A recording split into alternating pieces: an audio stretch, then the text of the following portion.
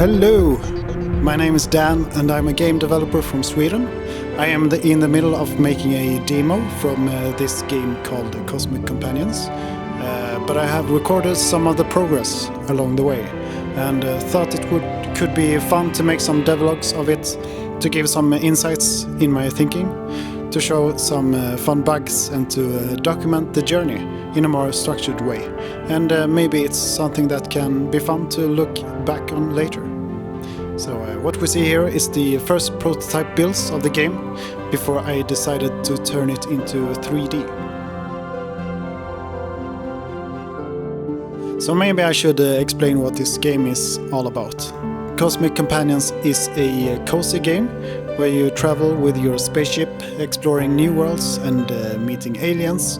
You'll get missions to earn cosmic coins that you can use for upgrading engines, radar, for buying vehicles, new suits, new hairstyles and colors, and so on. I picked 2D for this game for a few reasons.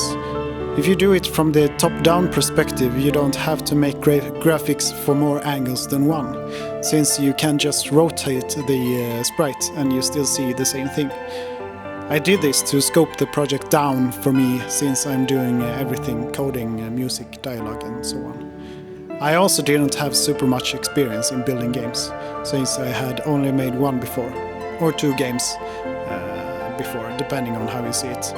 So downscoping seemed like a wise decision. So this is some of my older games, or these are my two older games.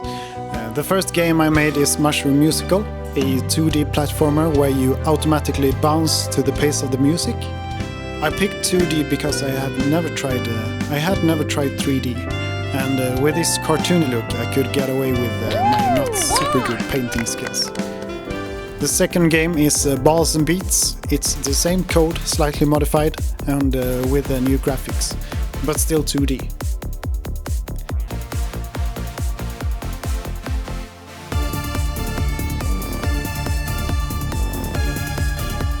In the beginning I was very happy with the feeling of the game. It felt cozy, but a feeling of claustrophobia grew on me. I could zoom out, but I wanted to see more than just that angle. It was something about the top-down angle without even a fake side view that felt a bit cramped. And I was also a bit worried about how this would limit the strange alien vegetation and aliens I wanted to do later. I wanted to add tall, swaying alien trees, and there was a risk I wouldn't be able to portray that as I wanted later. How can I show a big alien mushroom from above when all you see is the mushroom hat and not the stem or foot, or what it's called? I also wanted the player to explore planets with atmosphere and planets without, where the stars are always visible in the sky. But how can I do that when the camera is always pointing down? As I was adding more test aliens, I already felt like I was missing out on things I could do to differentiate them in 3D.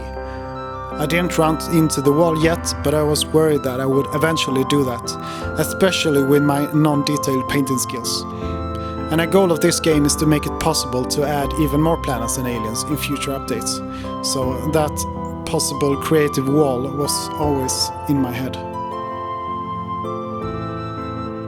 So one of my plans for this game is to be able to invite intelligent aliens to your space station, where they will meet each other and build a cosmic community.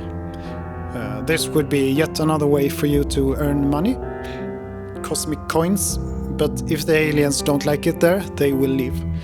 Hopefully this feature will make it into the game. Here I really felt that the ship was so flat and boring with the top-down view. Here you can see the landing sequence, which takes some time, but it's part of the mood, and I didn't want to make any camera cuts. When you have visited a planet before, I might include an instant land button or something like that. There are of course a lot of changes that will be made during the process and after testing and such. So eventually I started playing with 3D for the first time, and when I got the view of space in the background changing as you wander on the small planet, I was sold on it. And it solved my claustrophobic problem and my fear of not being able to show the weird alien plants I wanted to do later. But I do miss the 2D version sometimes.